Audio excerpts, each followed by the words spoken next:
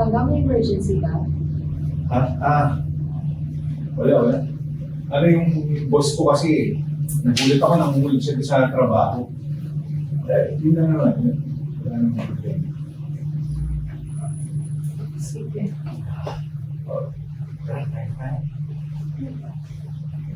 Ano eh?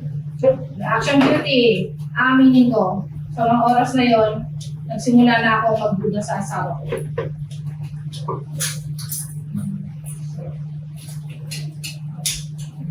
Rice?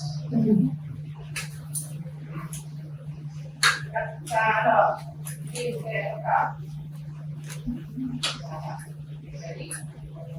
Masaya ka lang na.